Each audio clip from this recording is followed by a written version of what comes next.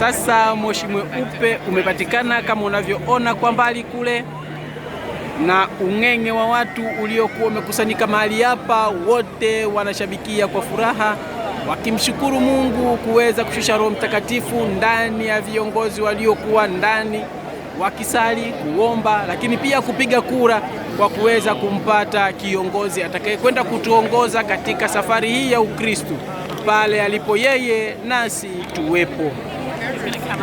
Hivyo basi, kama moshi umekwenda kupatikana mweupe, ishara ya kwamba tumempata papa mpya, tunaalikwa sote kuendelea kumshukuru Mungu, lakini pia ni muda tu atatoka dirishani pale kuja kutubariki, lakini pia na kutusalimia.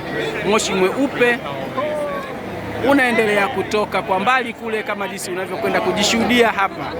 Asante sana, tumshukuru Mungu kwa yote. Innocent Sylvester.